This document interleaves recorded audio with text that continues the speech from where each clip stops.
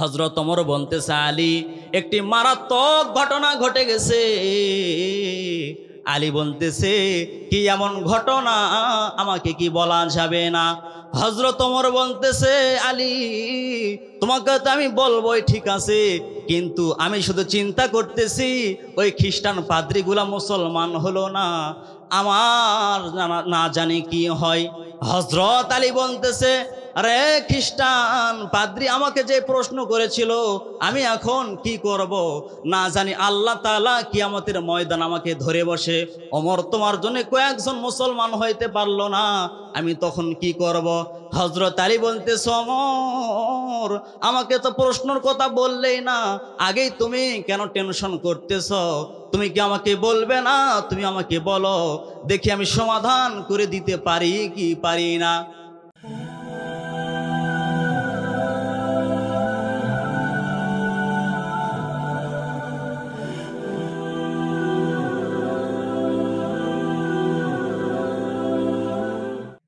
ইন্নাল হামদালিল্লাহি নাহমাদুহু ওয়া নাস্তাঈনুহু ওয়া নাস্তাগফিরুহু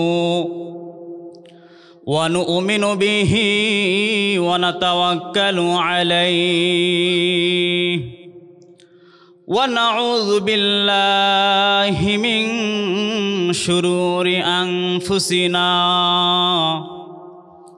ومن سيئات أعمالنا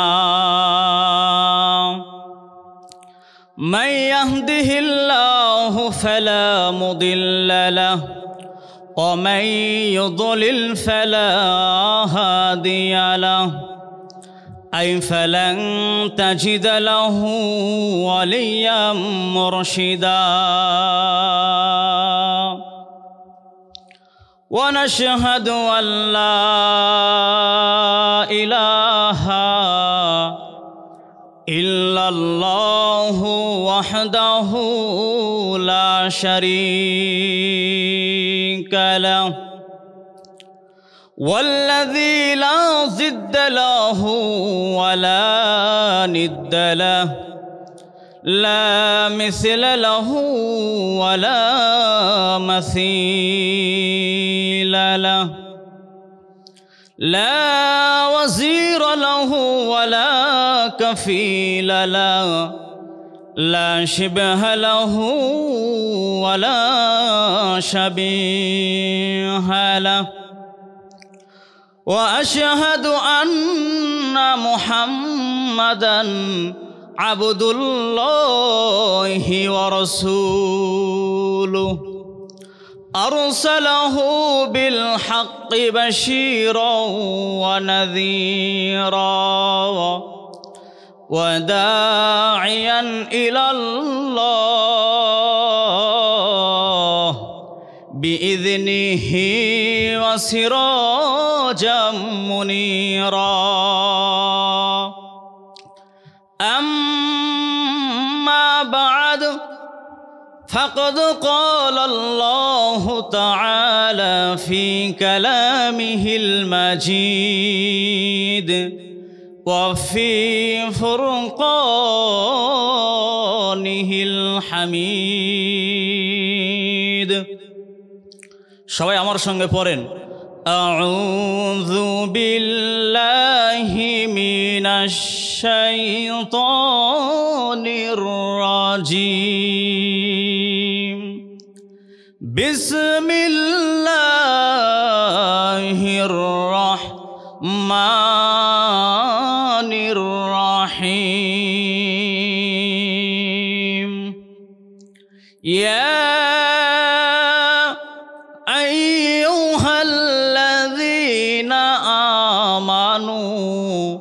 توبوا إلى الله توبة نصوحا قال رسول الله صلى الله عليه وسلم من سأل الله تعالى الشهادة بصدق بلغه الله منازل الشهداء وإن مات على فراشه রাওয়াহুল বুখারী কিতাবুল মাগাজি আও কামা ক্বালা আলাইহিস সালাতু ওয়াস সালাম ইন্নাল্লাহা ওয়া মালাইকাতাহু ইউসাল্লুনা আলান নাবী ইয়া আইয়ুহাল্লাযীনা আমানু সাল্লু আলাইহি ওয়া সাল্লিমু তাসলিমা। মাশরাকে হুব্বে মুহাম্মদ, সকলে পড়ি সাল্লাল্লাহু আলাইহি ওয়াসাল্লাম।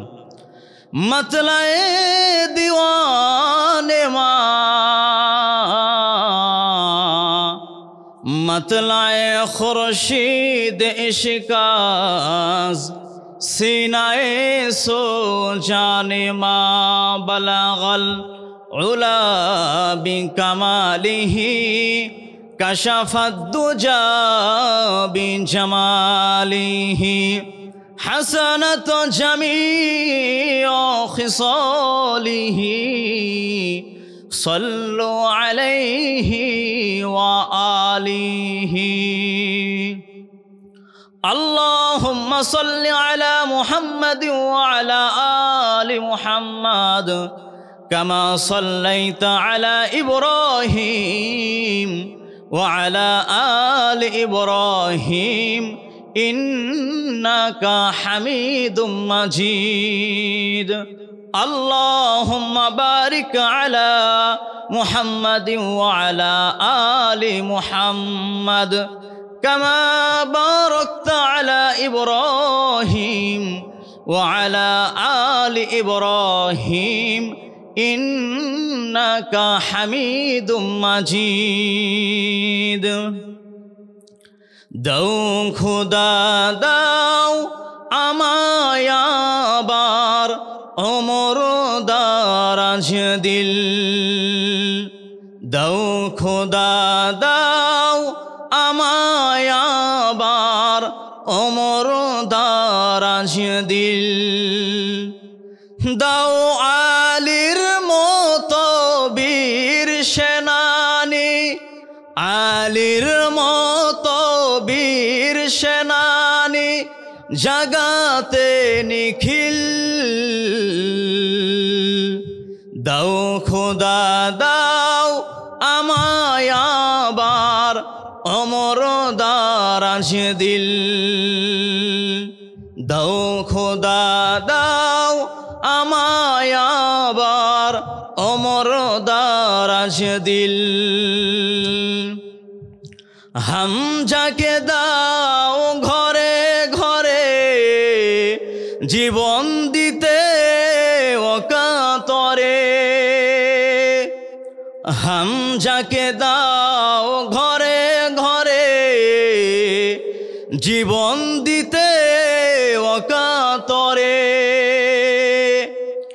আমার কাবা ভাঙতে এলে, আমার কাবা ভাঙতে এলে পাঠাও আবাবিল, দাও খোদা দাও আমায় আবার ওমর দারাজ দিল, দাও খোদা দাও আমায় আবার ওমর দারাজ দিল।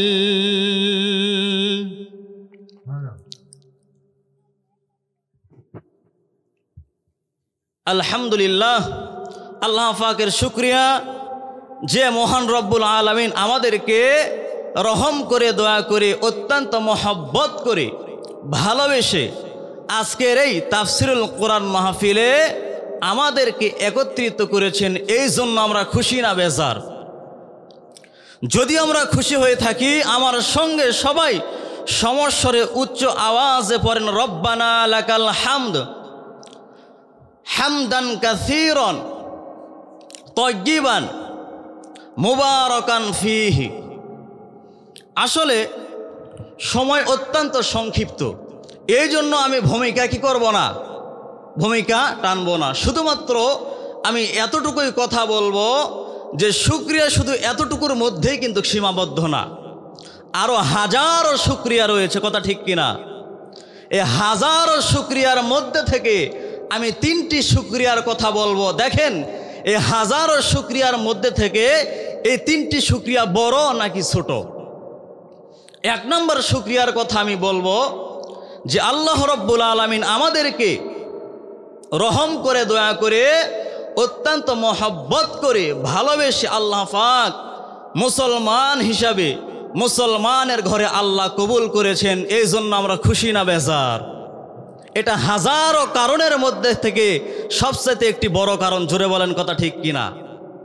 কারণ আল্লাহ রসুল বলেছেন, কুল্লু মাউলুদুন ইউলিদু আলাল ফিতরা, প্রত্যেকটি সন্তানই মুসলমান ইসলামের উপর জন্মগ্রহণ করে। শুধুমাত্র পরিবেশের কারণে কেউ বা ইহুদি, কেউ বা নাসারা, কেউ বা খ্রিস্টান হয়ে যায়, কথা ঠিক কিনা? পরিবেশের কারণে আপনার ছোট্ট সন্তান মুসলমানের ঘরে জন্মগ্রহণ করেছে, ওই ছোট্ট সন্তানকে, ওই ছোট্ট শিশুকে হিন্দুর বাড়িতে আপনি লালন পালন করতে দিছেন।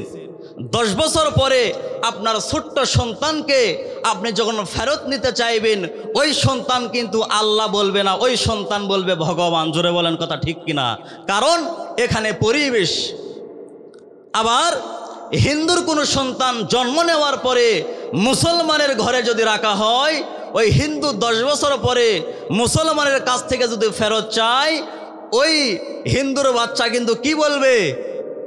আল্লাহ বলবে না ভগবান বলবে? আল্লাহ বলবে।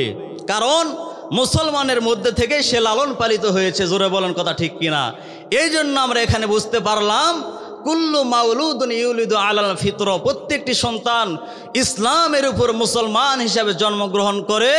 শুধুমাত্র পরিবেশের কারণে কেউ বা নাসারা, কেউ বা হিন্দু, কেউ বা খ্রিস্টান, এইভাবে ধর্ম কি হয়ে যায়? প্রচার হয়ে যায়। তো 2 নম্বর কারণ যেটা আমি বলবো, 2 নম্বর কারণ হলো আল্লাহ রাব্বুল আলামিন আমাদেরকে রহম করে, দয়া করে, এত সুন্দর ভালোবেসে আল্লাহ রাব্বুল আলামিন আমাদেরকে শেষ নবীর উম্মত হিসাবে কবুল করেছেন। এই জন্য আমরা খুশি না বেজার? কারণ আল্লাহর নবী আমাদের জন্য এত কষ্ট করেছে, যার হিসাব আমরা কিয়ামত পর্যন্ত কি করতে পারবো না, দিতে পারবো না।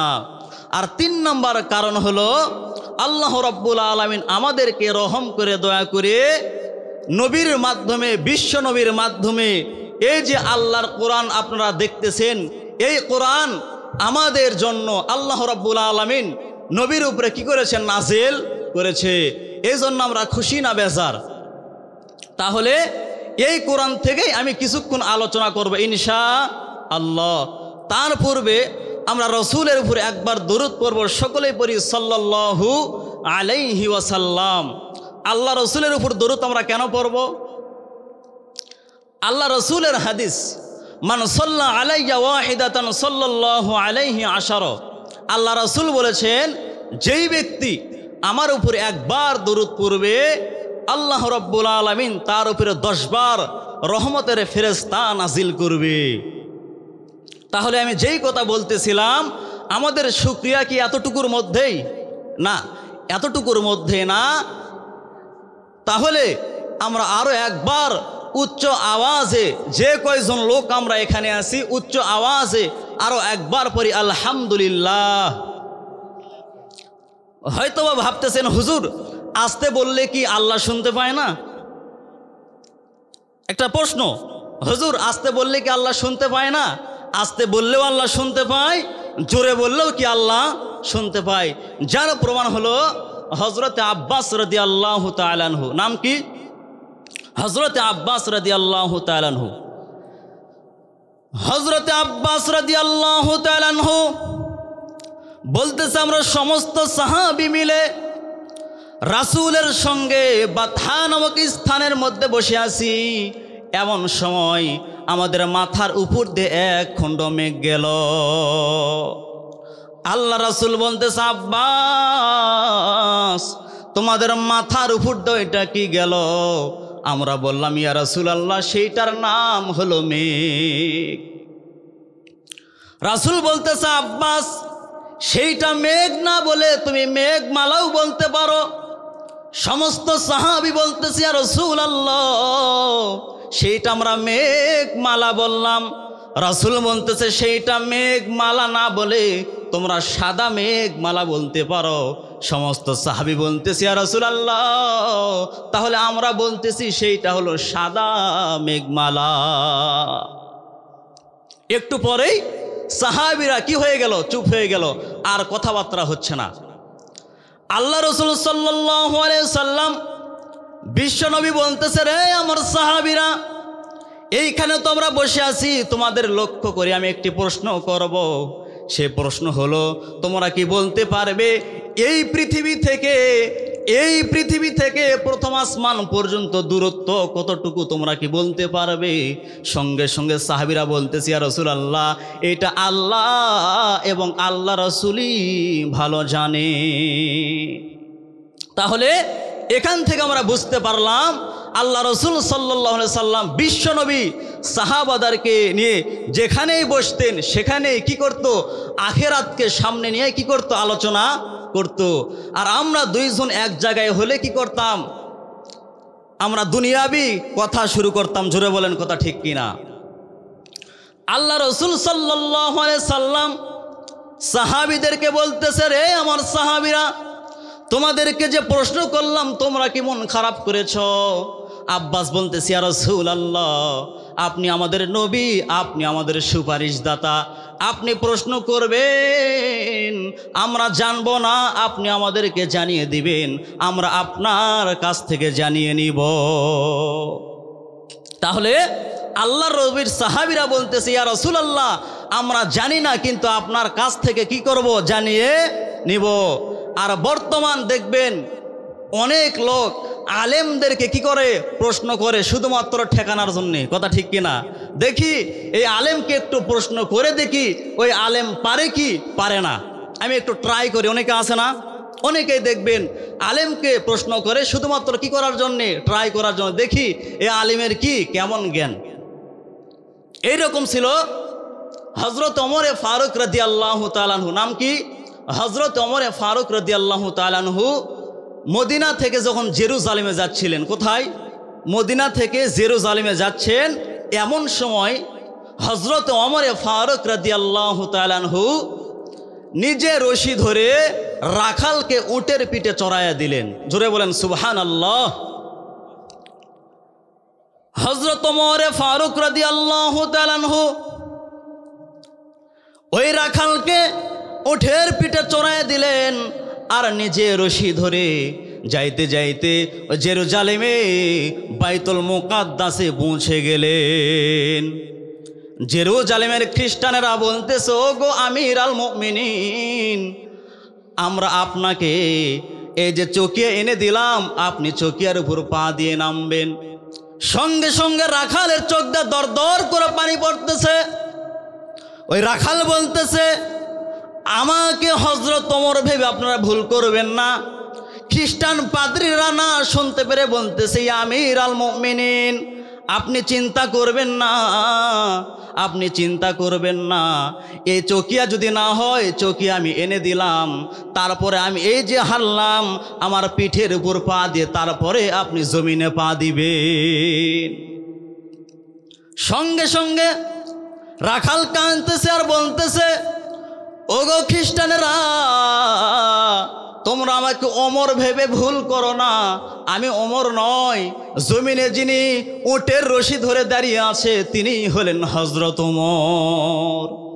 সমস্ত খ্রিস্টানেরা এইটা দেখে, এই আভ্যন্তরের সময়টা দেখে তারা মুসলমান হওয়া শুরু করলো।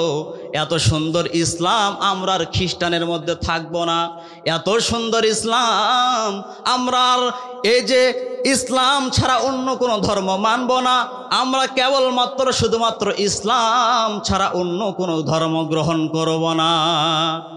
সবাই যখন এই দৃশ্য দেখে, এই চরিত্র দেখে, হযরত ওমরের এই চরিত্র দেখে, কোন চরিত্র? যে হযরত ওমর রাখালকে উটের পিঠে চড়াইয়া নিজের রশি ধরে টেনে টেনে ওই মদিনা থেকে বাইতুল মুকাদ্দাসে এসেছে। সমস্ত খ্রিস্টানেরা মুসলমান হওয়া শুরু করলো। দুই একজন বলতেছে সবাই মুসলমান হলে কি হবে, আমরা মুসলমান হব না। তাদের মধ্যে থেকে দুই একজন তাদের যে খ্রিস্টান আছে, খ্রিস্টান ধর্মের যিনি পাদ্রী, তাকে গিয়া বলতেছে, ও গো পাদ্রী, আপনি এখানে তসবিহ টিপতেছেন, আপনার সমস্ত শাগরেদকে ওমরের চরিত্র দেখে সবাই মুসলমান হয়ে যাচ্ছে। খ্রিস্টান পাদ্রী বলতেছে, আমার জ্ঞান বেশি, এই জন্য আমি ইসলাম গ্রহণ করব না। যাদের জ্ঞান কম তারা ঈমান গ্রহণ করেছে, আমি ঈমান গ্রহণ করব না। ওই খ্রিস্টান পাদ্রী হযরত ওমরকে এসে বলতেছে, ইয়া আমিরাল মুমিনিন, আমার শাগরেদরা হলো একেবারে জ্ঞানহীন।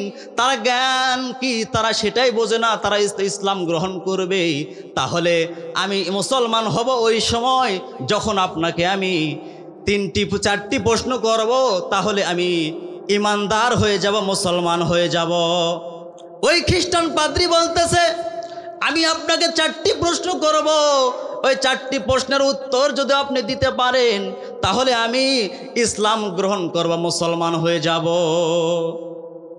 সঙ্গে সঙ্গে হযরত ওমর বলতেছে, রে খ্রিস্টান পাদ্রী, তুমি কি এমন 4টি প্রশ্ন করবে? বলতেছে, আমার 1 নম্বর প্রশ্ন হলো, পৃথিবীর এমন কোন জায়গা যেখানে একবার সূর্য পড়েছে কিয়ামত পর্যন্ত আর সূর্য পড়বে না? আমরা জানি পৃথিবীর এমন কোন জায়গা যেখানে একবার সূর্য পড়েছে কিয়ামত পর্যন্ত আর সূর্য পড়বে না। হযরত ওমর বলতেছে, 2 নম্বর প্রশ্ন কি? বলতেছে, 2 নম্বর প্রশ্ন হলো, পৃথিবীর এমন কোন 2 ভাই যেই 2 ভাই একই সঙ্গে জন্মেছে আবার একই সঙ্গে মৃত্যুবরণ করেছে, কিন্তু এক ভাই অপর ভাইয়ের চাইতে 100 বছরের বড়, তাদের নাম কি সেইটা বলা লাগবে। হযরত ওমর বলতেছে, 3 নম্বর প্রশ্ন কি? সঙ্গে সঙ্গে খ্রিস্টান পাদ্রী বলতেছে, 3 নম্বর প্রশ্ন হলো, পৃথিবীর এমন কোন কবর যেই কবরটাও জীবিত, কবরের মধ্যে লাশটাও জীবিত, সেই কবরের কথা বলতে হবে। হযরত ওমর বলতেছে, 4 নম্বর প্রশ্ন কি? বলতেছে, 4 নম্বর প্রশ্ন হলো, পৃথিবীর এমন কোন কারাগার যেই কারাগারের মানুষ নিঃশ্বাস নিতে পারে না, তারপরেও ওই কয়েদি ওই জেলখানার মধ্যে জীবিত থাকে। হযরত ওমর এই প্রশ্ন শুনে আশ্চর্য হয়ে গেছে, কোনোদিন এইগুলো প্রশ্ন শোনে নাই, এমন প্রশ্ন জীবনেও শোনেনি, উত্তর দিবে কই থেকে? হযরত ওমর ভাবতেছে, আমি যদি এই প্রশ্নগুলোর উত্তর না দেই সে তো মুসলমান হবে না, আমি এখন কি করব? হযরত ওমর বলতেছে, রে খ্রিস্টান পাদ্রী, আমি আপাতত এই প্রশ্নগুলোর উত্তর আমি দিতে পারলাম না। সঙ্গে সঙ্গে খ্রিস্টান পাদ্রী বলতেছে, ওমর, তাহলে আমরাও মুসলমান হলাম না। খ্রিস্টান পাদ্রীর এই কথা শুনে হযরত ওমর খুব মন খারাপ হয়ে গেল। আহারে, সবাই মুসলমান হইল, কিন্তু কয়েকজন পাদ্রী মুসলমান হইল না। হযরত ওমরে ফারুক যখন সফর শেষ করে মদিনাতে আসলেন, মদিনাতে আসার পরে হযরত আলীর সঙ্গে দেখা, হযরত আলী বলতেছে, ওমর ভাই, আপনি মদিনায় গেলেন, কিন্তু আপনি জেরুজালেমে গেলেন, বাইতুল মুকাদ্দাসে গেলেন, আপনি আসলেন, তারপর আপনার মন কেন খারাপ দেখা যায়? হযরত ওমর বলতেছে, আলী, একটি মারাত্মক ঘটনা ঘটে গেছে। আলী বলতেছে, কি এমন ঘটনা, আমাকে কি বলা যাবে না? হযরত ওমর বলতেছে, আলী, তোমাকে তো আমি বলবোই, ঠিক আছে, কিন্তু আমি শুধু চিন্তা করতেছি ওই খ্রিস্টান পাদ্রীগুলা মুসলমান হলো না, আমার না জানি কি হয়।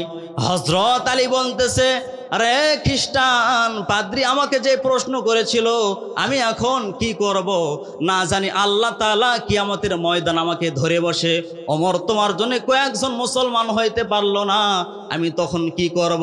হযরত আলী বলতেছে, ওমর আমাকে তো প্রশ্নের কথা বললেই না, আগেই তুমি কেন টেনশন করতেছ? তুমি কি আমাকে বলবে না? তুমি আমাকে বলো, দেখি আমি সমাধান করে দিতে পারি কি পারি না। হযরত ওমর বলতেছে, আলী খ্রিস্টান পাদ্রী আমাকে 4টি প্রশ্ন করেছে। 1 নম্বর প্রশ্ন হলো, পৃথিবীর এমন কোন জায়গা যেখানে একবার সূর্য পড়েছে কিয়ামত পর্যন্ত আর সূর্য পড়বে না? সঙ্গে সঙ্গে হযরত আলী মুস্কি মুস্কি হাসতেছে আর বলতেছে, ইয়া আমির আল মুমিনিন, এইটা তো খুব সহজ বিষয়। মুসা নবী যখন নীল নদ পার হইতেছিল ওই সময় আল্লাহ তাআলা 12টা রাস্তা দিয়েছিল, ওই 12টা রাস্তার মধ্যে সূর্যের আলো পড়েছিল। আবার যখন ফেরাউন গেল আল্লাহ তাআলা সাগরের সঙ্গে রাস্তা মিশিয়ে দিল। হযরত আলী বলতেছে, এখানে আমি বুঝাইতে চাইতেছি মুসা নবী যখন পার হয়েছে ওই সময় ওই যে সূর্যের আলো একবার রাস্তার উপর পড়লো, আর ওই রাস্তা ফেরাউনের সময় চলে গেল, ওই রাস্তার উপর একবার সূর্য পড়েছে, কিয়ামত পর্যন্ত আর কোনোদিন সূর্য পড়বে না। হযরত ওমর বলতেছে, আলী ভাই 2 নম্বর প্রশ্ন হলো, আমাকে 2 নম্বর প্রশ্ন করেছে, পৃথিবীর এমন কোন 2 ভাই যেই 2 ভাই একই সঙ্গে জন্মেছে আবার একই সঙ্গে মৃত্যুবরণ করেছে, তাদের নাম বলতে হবে। সঙ্গে সঙ্গে হযরত আলী বলতেছে, ওমর এটা খুব সহজ বিষয়, এটা খুব সহজ বিষয়। হযরত ওমর বলতেছে, আলী ভাই আমি একটি প্রশ্নের উত্তর দিতে পারলাম না আর আপনি বারবার শুধু বলতেছেন সহজ বিষয়। বলতেছে, তাহলে শোনেন, ওই 2 জনের নাম হলো আজিজ আর উজাইর আলাইহিস সালাম।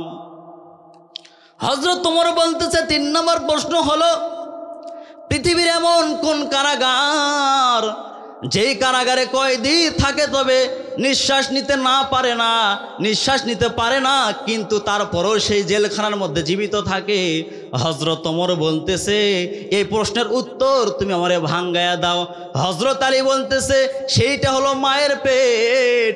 মায়ের পেটের মধ্যে সন্তান নিঃশ্বাস নিতে পারে না, তারপরে সন্তান সেখানে জীবিত থাকে। জোরে বলেন সুবহানাল্লাহ। মায়ের পেটের মধ্যে আমরা নিঃশ্বাস নিতে পারি? নিঃশ্বাস নিতে কিন্তু পারি না, তারপরেও আল্লাহ রাব্বুল আলামিন আমাদেরকে সেইখানে কি করে, মায়ের নারীর সঙ্গে আমাদেরকে একটা কি করে দেয়, সংযোগ করে দেয়, সেখানে আমাদের খাওয়ার একটা ব্যবস্থাও হয়ে যায়। জোরে বলেন সুবহানাল্লাহ। হযরত আলী বলতেছে, 4 নম্বর প্রশ্ন কি? হযরত ওমর বলতেছে, 4 নম্বর প্রশ্ন হলো, পৃথিবীর এমন কোন কবর যেই কবরটাও জীবিত, কবরের মধ্যে লাশটাও পর্যন্ত জীবিত? সঙ্গে সঙ্গে আলী বলতেছে, ইয়া আমির আল মুমিনিন, এইটা তো আর অত্যন্ত সহজ। হযরত ওমর বলতেছে, আমি একটিও পারলাম না, আর আপনি বলতেছেন সহজ, আপনি বলতেছেন সহজ। হযরত আলী বলতেছে, তাহলে শোনেন, এইটা হলো ইউনুস নবী, লাশ আর জীবিত কবর হলো মাছ। চিৎকার দিয়ে বলেন সুবহানাল্লাহ। তাহলে 4টি প্রশ্নের উত্তর হলো কি হলো না? এইদিকে আল্লাহর নবী বলতেছে, রে আমার সাহাবীরা, তোমাদেরকে আমি একটি প্রশ্ন করব, সেই প্রশ্নের উত্তর কি তোমরা দিতে পারবে? সাহাবীরা বলতেছে, ইয়া রাসূলুল্লাহ, কি এমন প্রশ্ন? আল্লাহর নবী বলতেছে, এই পৃথিবী থেকে প্রথম আসমানের দূরত্ব কতটুকু মনে আছে না ভুলে গেছেন? এই পৃথিবী থেকে প্রথম আসমানের দূরত্ব কতটুকু? সাহাবীরা বলতেছে, ইয়া রাসূলুল্লাহ, আল্লাহ এবং আল্লাহ রাসূলই ভালো জানে, আপনি বলে দেন, আপনার মাধ্যমে আমরা জানতে চাই। সমস্ত সাহাবীরা যে এই কথা বলল, আল্লাহ রাসূল বলতেছে, তাহলে তোমরা শোনো, এই পৃথিবী থেকে প্রথম আসমান পর্যন্ত হলো 500 বছরের দূরত্ব। কত বছর? 500 বছরের দূরত্ব। সঙ্গে সঙ্গে রাসূল বলতেছে, রে সাহাবীরা, তোমরা কি বলতে পারবে ওই প্রথম আসমান থেকে দ্বিতীয় আসমান পর্যন্ত কতটুকু দূরত্ব? সমস্ত সাহাবীরা বলতেছে ইয়া রাসূলুল্লাহ, এইটা আল্লাহ এবং আল্লাহ রাসূলই ভালো জানে, আমরা জানি না। সঙ্গে সঙ্গে রাসূল বলতেছে ওই প্রথম আসমান থেকে দ্বিতীয় আসমান পর্যন্ত আবার 500 বছরের দূরত্ব। তাহলে কত হলো? 500 কত হলো? 1000। রাসূল বলতেছে রে সাহাবীরা, দ্বিতীয় থেকে তৃতীয় আসমান পর্যন্ত দূরত্ব তোমরা কতটুকু জানো? বলতেছি ইয়া রাসূলুল্লাহ, সেইটা আমরা জানি না। বলতেছি ইয়া রাসূলুল্লাহ, আমরা জানি না, আপনি বলে দেন, আমরা শুনতে চাই। সঙ্গে সঙ্গে রাসূল বলতেছে ওই তৃতীয় থেকে দ্বিতীয় থেকে তৃতীয় হলো 500 বছরের রাস্তা, তৃতীয় হইতে চতুর্থ হলো 500 বছরের রাস্তা, চতুর্থ থেকে পঞ্চম হলো 500 বছরের রাস্তা, পঞ্চম থেকে ষষ্ঠ আসমান পর্যন্ত হলো 500 বছরের রাস্তা, ওই ষষ্ঠ আসমান থেকে সপ্তম আসমান পর্যন্ত হলো আবার 500 বছরের রাস্তা। তোমরা কি জানো রে সাহাবীরা, তোমরা কি জানো তার উপরে কি আছে? তোমরা কি জানো? সমস্ত সাহাবী বলতেছে ইয়া রাসূলুল্লাহ, তার উপরেই হলো আল্লাহর আরশ। নবী বলতেছে সাহাবীরা, এই কথা তোমাদের কে বলেছে? 7 আসমান পারি দিলেই হলো আল্লাহর আরশ। সমস্ত সাহাবী বলতেছে ইয়া রাসূলুল্লাহ, আমরা একটা ধারণা করেছি যে 7 আসমান পারি দিলেই হলো আল্লাহর বাড়ি আরশে আজিম। সঙ্গে সঙ্গে রাসূল বলতেছে এই ধারণা ভুল, এই ধারণা হইল ভুল। সমস্ত সাহাবী বলতেছে ইয়া রাসূলুল্লাহ, আমরা তো এইটাই জানতাম, এই ধারণা আবার কেমনে ভুল হলো? রাসূল বলতেছে তাহলে শোনো, তোমাদের ধারণা এই জন্যে ভুল, ওই 7 আসমানের পরে হলো সাগর। কি আছে? সাগর আছে। আমরা কি জানি? 7 আসমান পাড়ি দিলেই আল্লাহর বাড়ি আরশে আজিম। আর রাসূল বলতেছে 7 আসমান পাড়ি দিলেই কি? সাগর। আল্লাহ রাসূল কি বলতেছে? এই কথা বলতেছে। আর আমরা শুনে আসছি কি 7 আসমান পাড়ি দিলেই আল্লাহর বাড়ি আরশে আজিম। তাহলে আমি আলোচনা করতেছি, সমস্যা নাই, কিন্তু আমি যে আয়াত তেলাওয়াত করেছি, ইয়া আইয়ুহাল্লাযীনা আমানু, মনে আছে আপনাকে রে? ইয়া আইয়ুহাল্লাযীনা আমানু তুবু ইলাল্লাহি তাওবাতান নাসুহা। এই আয়াতের মধ্যে আল্লাহ রাব্বুল আলামিন বলতেছে ইয়া আইয়ুহাল্লাযীনা আমানু, হে ঈমানদারগণ। কোরআনের মধ্যে যত আয়াত আছে দেখবেন শুরুতেই বলা হয়েছে ইয়া আইয়ুহাল্লাযীনা আমানুত্তাকুল্লাহা হাক্কা তুকাতিহি ওয়া লা তামুতুন্না ইল্লা ওয়া আনতুম মুসলিমুন। ইয়া আইয়ুহাল্লাযীনা আমানু উদখুলু ফিস-সিলমি কাফা। প্রত্যেকটির শুরুতেই আল্লাহ ডাক দিয়েছে ইয়া আইয়ুহাল্লাযীনা আমানু। তাহলে আমাদেরকে আগে জানতে হবে ঈমানদার কারা? যারা নামাজ পড়ে তারা, নাকি যারা নামাজ পড়ে না তারা? যারা রাসূলকে ভালোবাসে তারা, নাকি যারা রাসূলকে ভালোবাসে না তারা? কারা ঈমানদার? আমাদেরকে কি করতে হবে? এইটা জানতে হবে। ঈমানদার কারা? যারা নামাজ পড়ে তারা, নাকি যারা নামাজ পড়ে না তারা? আসুন তাহলে ঈমানদার কি? আল্লাহ রাসূল বলেছে মান তারাকাস সালাতা মুতাআম্মিদান ফাকাদ কাফারা। যেই ব্যক্তি ইচ্ছা করে 1 ওয়াক্ত নামাজ ছেড়ে দিল, সেই ব্যক্তি ইচ্ছা করে আল্লাহর সঙ্গে কি করলো? কুফরি করলো। তাহলে নামাজ পড়া ভালো না নামাজ কি না পড়াই ভালো? কোনটা?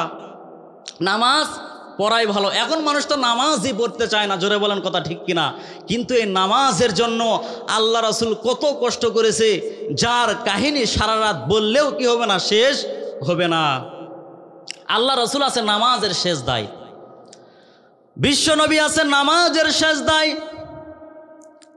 উলিদ বিন মুগীরা, উতবা, সাইবা সবাই মিলে উটের পচা ভরি আল্লাহর নবীর পিঠের উপরে তুলে দিয়েছে। আল্লাহর নবীকে আর দেখা যাচ্ছে না। সঙ্গে সঙ্গে এক ব্যক্তি ফাতেমার কাছে দৌড়ে গিয়ে বলতেছে, ফাতেমা, তোমার বাবাকে এমনভাবে উটের ভরি দিয়েছে, তোমার বাবাকে আর দেখা যাচ্ছে না। সঙ্গে সঙ্গে ফাতেমা ছোট্ট মানুষ দৌড়ে এসে বলতেছে, আমার বাবার মতন ভালো মানুষ দুনিয়াতে আর হয় না। আমার বাবার সঙ্গে কেন এমন ব্যবহার করে? সঙ্গে সঙ্গে আল্লাহর রহমত সাহায্য করে। আমার নবী মাথা তুলে কাবা ঘরের কাছে গিয়ে বলতেছে, আল্লাহ, আমি যখন নামাজের সেজদায় ওই সময় যারা আমার পিঠের উপরে ভরি তুলে দিয়েছে এদেরকে তুমি ধ্বংস করে দাও। কি করে দাও? তুমি তাদেরকে ধ্বংস করে দাও। সঙ্গে সঙ্গে ফাতেমা, ছোট্ট মানুষ, চমকে উঠে বলতেছে, বাবা, তাইফের ময়দানে আপনাকে এত পাথর মারলো, তারপরেও আপনার কি হয় না? কষ্ট হয় না? তারপরেও আপনি কোনো সময় বদদোয়া করেন না। আর আজকে সাধারণ উটের ভুঁড়ি আপনার পিঠের উপরে তুলে দিয়েছে, আপনি তাদের জন্য বদদোয়া করলেন, এর কারণ কি? পাশেই ছিল জায়েদ। জায়েদ বলতেছি, ইয়া রাসূলুল্লাহ, আমি তো আপনার সঙ্গে তায়েফে ছিলাম, আপনাকে মারতে মারতে রক্তাক্ত করে দিয়েছিল। আমি শেষ পর্যন্ত রাগ করে বললাম, ইয়া রাসূলুল্লাহ, আপনি তাদের নামে বদদোয়া করেন যাতে করে তারা ধ্বংস হয়ে যায়। আপনি রাসূল ওই সময় বলেন, রে জায়েদ, ওয়ামা আরসালনাকা ইল্লা রাহমাতাল লিল আলামিন। আমাকে আল্লাহ তাআলা রহমতের নবী হিসাবে বানিয়েছে। আমাকে আল্লাহ তাআলা সুন্দর করে উম্মতে মুহাম্মাদের জন্য রহমত হিসাবে বানিয়েছে। আমি বা কেন তাদের জন্য বদদোয়া করব? ইয়া রাসূলুল্লাহ, আজকে সাধারণ আপনার পিঠের উপরে ভুঁড়ি দিয়েছে, আপনি কেন তাদের জন্য বদদোয়া করলেন? রাসূল বলতেছে, জায়েদ, তাদের জন্য বদদোয়া করার কারণ হলো আল্লাহ পাক আমাকে জানিয়েছে তারা কোনোদিন ঈমান আনবে না। কি করবে না? তারা কোনোদিনও ঈমান নিয়ে আসবে না। এই জন্য আল্লাহ জানানোর কারণে তাদের জন্য বদদোয়া করেছে।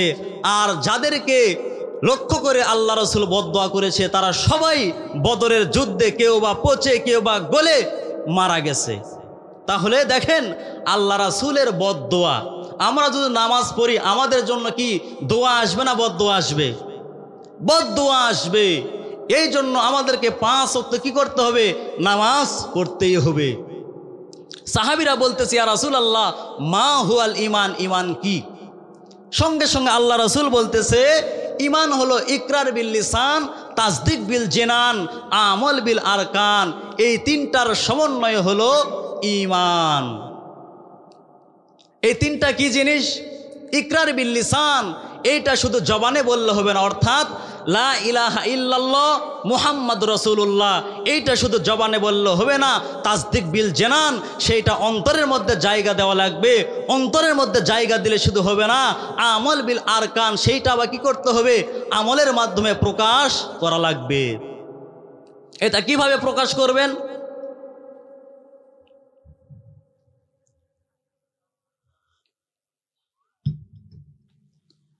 এটা কিভাবে প্রকাশ করবেন? আল্লাহ রাসূল বলতেছে, এই তোমরা কি জানো হযরত বেলালের সামনে কি আসতেছে? সুদিন আসতেছে। কি আসতেছে? সুদিন আসতেছে। কারণ হযরত বেলাল কিছুদিন হলো আমার সঙ্গে কি করতেছে? যাওয়া আসা করতেছে। মনে হয় হযরত বেলালকে আল্লাহ রাব্বুল আলামিন ইসলামের জন্য কবুল করবে ইনশাআল্লাহ। সমস্ত সাহাবীরা বলতেছে, ইয়া রাসূলুল্লাহ, হযরত বেলাল আপনার সঙ্গে যাওয়া আসা করতেছে, এই খবর যদি আবু জেহেলের দলেরা শুনতে পায় তাহলে আমাদের অস্তিত্ব রাখবে না, কারণ তাদের নেতৃত্ব চলতেছে।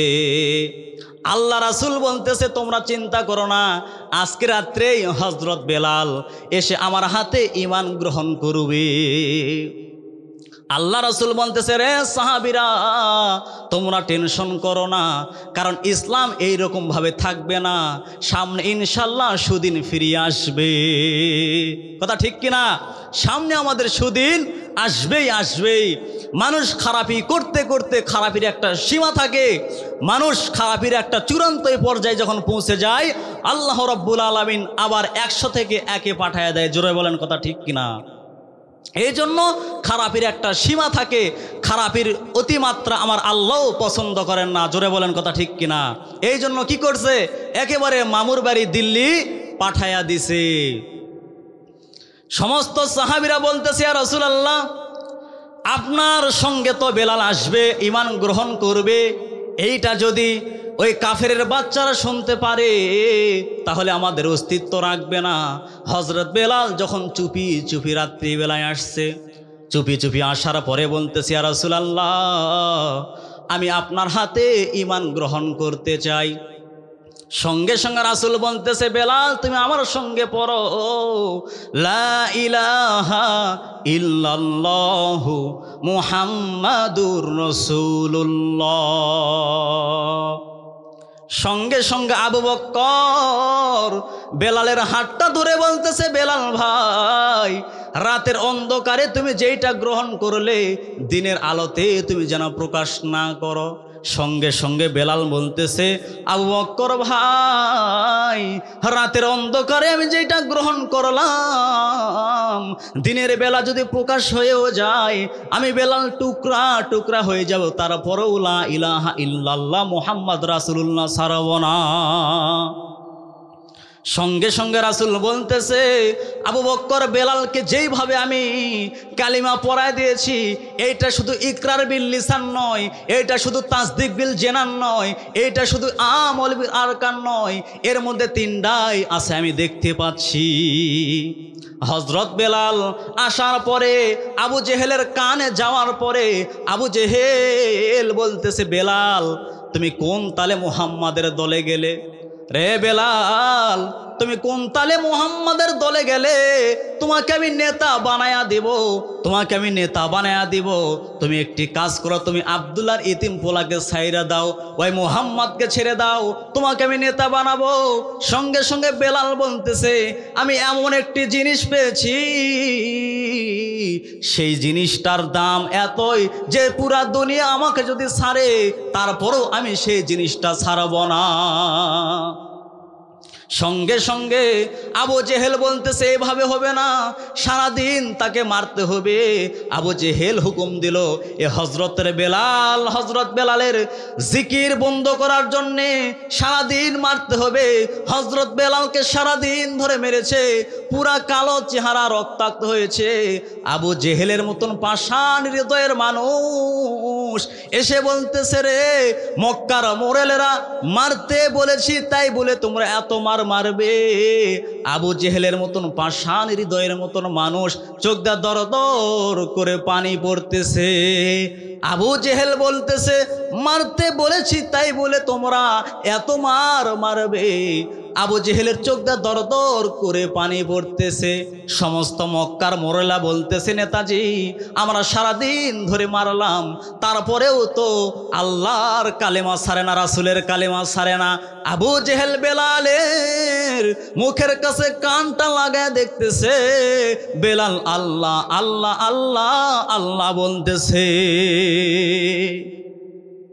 কিতাবের মধ্যে আছে কিভাবে বেলালের জিকির বন্ধ করা যায়। আবু জেহেল বলতেছে, এইভাবে বন্ধ করা যাবে না, হযরত বেলালের জিহ্বার মধ্যে পেরাক মারা লাগবে। কি মারা লাগবে? আমাদের জিহ্বার মধ্যে যদি একটা কাঁটা ঢোকে তাহলে আমাদের অবস্থা কি হবে? সেই জায়গায় আবু জেহেল বলতেছে, এইরকম ভাবে জিকির বন্ধ করা যাবে না, এইভাবে জিকির বন্ধ করা যাবে না, তার জিহ্বার মধ্যে পেরেক মারা লাগবে। বর্তমান খেজুর কাটার মতন ওই সময় ছিল বাউল কাটা, ওই রকম 6টা কাটা হযরত বেলালের জিহ্বার ভিতর এই পর্দা ঢুকাইছে, ওই পার দিয়ে বের করেছে। বেলাল ওই ভগ্ন জবান নিয়ে আল্লাহ আল্লাহ জিকির করতেছে। বেলালের দেহের মধ্যে কোনো শক্তি নাই, আবার জিহ্বার মধ্যে পেরেক মেরেছে, বেলাল কিছুই বলে না।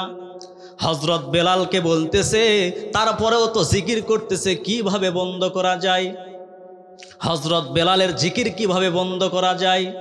সঙ্গে সঙ্গে আবু জেহেল বলতেছে, এই বেলাল যখন রাত্রিবেলায় শুইবে তোমরা এত বড় পাথর দিয়ে হযরত বেলালের উপর চাপা দিবে যাতে করে রাত্রিবেলায় সে মারা যায়, আর ওই লাশের পায়ে দড়ি লাগায়া আব্দুল্লাহ এতিম পোলার কাছে দিবা, আর বলে আসবা আমাদের গোলামের দিকে যদি আব্দুল্লাহর এতিম পোলা তাকায় তাহলে আমরা এই অবস্থা করে দেব। হযরত বেলালের বুকের উপর পাথরও চাপা দেওয়া হলো। হযরত বেলাল কথা কয় না, হযরত বেলাল শুধু জিকির করতেছে, হযরত বেলাল কিছুই বলতেছে না। এমন বড় একটি পাথর, ওই পাথর যদি সুস্থ মানুষের বুকের উপর চাপা দেওয়া হয় ওই সুস্থ মানুষ পর্যন্ত মারা যাবে। সেই আহত বেলালের ওই বুকের উপরে চাপা দেওয়া হলো। 20-25 জন মিলে যখন ধরে পাথরটা হযরত বেলালের বুকের উপর চাপা দেওয়া হয়, হযরত বেলাল কান্দে আর বলে, আল্লাহ, সারাদিন ধরে মেরেছে, আমি বেলাল কিছুই বলি নাই।